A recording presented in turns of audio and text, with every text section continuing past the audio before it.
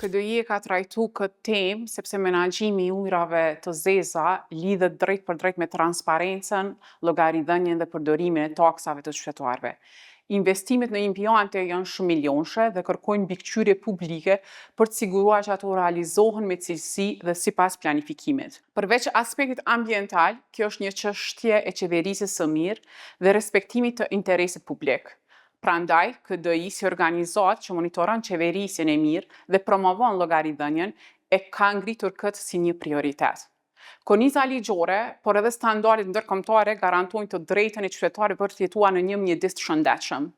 Ujrat e ndotur që delën në rrymë pa trajtim cenojnë këtë drejtë, sepse dëmtojnë cilësinë e ujit, tokës dhe ajrit, duke rrezikuar drejt për drejt shëndetin e njerëzve. Qytetarët paguajnë taksa dhe tarifa për shërbime publike. Investimet milionshë në impiante duhet të bëhen në mënyrë transparente dhe efektive që qytetarët të përfitojnë realisht nga taksat e tyre.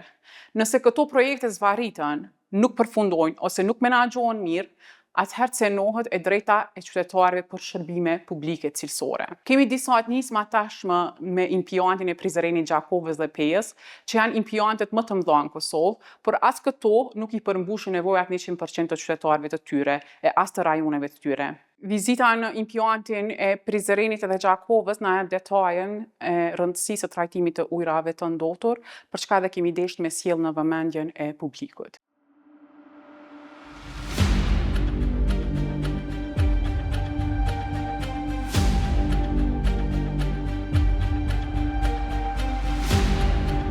Unë jam Leonis Allahu, jam menaxher i divizionit për grumbullimin dhe trajtimin e ujrave të ndotura në kuadër të kompanisë Hidroregioni Jugor. Është departament i veçantë i cili ndërmerret me grumbullimin dhe trajtimin e ujrave të zeza. Sigurisht që kompania Hidroregioni Jugor deri në vitin 2021 ka ofruar shërbime vetëm në grumbullimin e ujrave të zeza, kurse që nga nëntori i vitit 2021 ka filluar edhe ofrimin e shërbimeve të trajtimit të ujrave të ndotura. Pra, në ky është bën fal i ndërtimit të kësaj impiantet për trajtimin e ujrave të ndotura që aktualisht veshjemi këtu. Kjo është si rezultati i një pune të madhe angazhimit vendor dhe ndërkombëtar, pra financimi ka qenë kryesor nga qeveria e Gjermanisë përmes bankës KfW. Pastaj kon qeveria e Kosovës me 5 milionë euro, qeveria e Gjermanisë pa 12 milionë euro dhe qeveria e pushtetit lokal këtu është me shpërndësimin e kësaj parcele prej 12 hektarëve. Këto kanë qenë ato fondet, ato nismat e para të cilat kanë rezultuar edhe deri te ndërtimi i impiantit për trajtimin e ujrave të zeza. Në 2021 kemi filluar edhe këtë shërbim. Po, sot angazhoheni sa punëtorë në këtë impiant?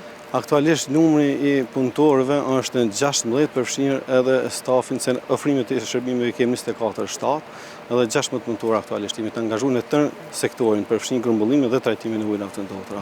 Kurse vetëm këtu jemi diku 13. Po, a mund na tregoni në këtë impiant, në cilat procese ka lënë domethënë për më u bë pastrimi i ujrave të ndotura? Zakonisht trajtimi i ujrave të ndotura bëhet ashtu se si na e ndotmi ujin e pijes.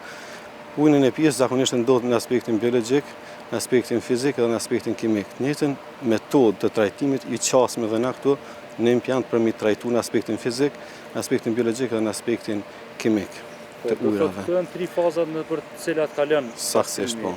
Po, a mund na tregoni çfarë dallimi ka për shembull mes impiantit, e kemi vizituar edhe impiantin në Zakovë, çfarë dallimi mundet të pas me impiantin këtu në Prizren? Impianti Prizrenit sa i përket teknologjisë janë 3 impiante ndërtuar, i pari ka qenë i Prizrenit tash në 2021, po ashtu Gjakova ka ndërtuar impiantin e dytë me kapacitet më dhaj, edhe Peja gjithashtu ka ndërtuar mirë, po teknologjitë e trajtimit janë të ndryshme në varësi edhe të shkallës së ndotjes. Konkretisht ndallojmë na në mes të Gjakovës dhe pjesë të trajtimit biologjik. Teknologjia që na e kemi përzgjedh, sigurisht me ndihmën e kompanive konsulente dhe të donatorit kryesor që ka qenë KfW-ja, është përzgjedh teknologjia e trajtimit.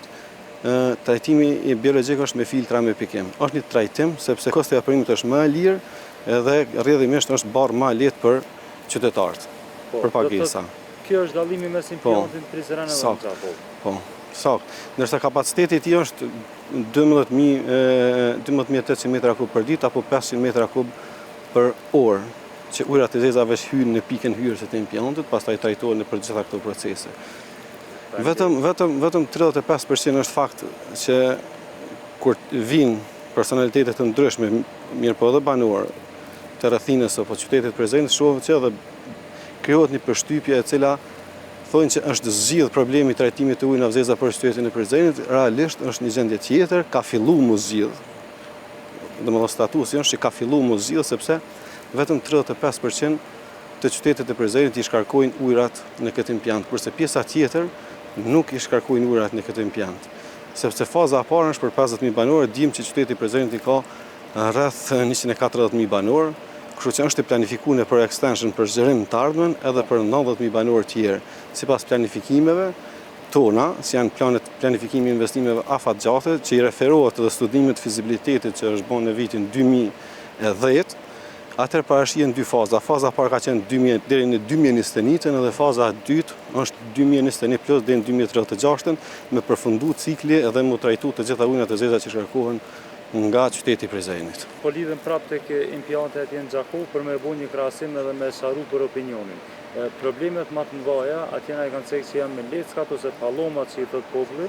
A është i njëjti problem me cilin ballafaqoheni këtu? Sigurisht është i njëjti problem i cili paraqitet të trajtimit të pjesa parë, të pjesa hyrëse, të trajtimit mekanik, leckat e lakta realisht që ato realisht nuk duhet më hu në sistem kanalizimit, rrjedhimisht në gacka caktuar për me arë në sistem kanalizimit, nuk duhet më hu, janë të ndaluar, mirë po shpresojmë dhe besojmë që do të ngritet vetdia të qytetarët dhe nuk do t'i hudhin këto palloma, sepse është problemi i parë që ballafaqohemi me ta dhe është problem thuajse shumë i madh. Jo vetëm te na, mirë po edhe në region.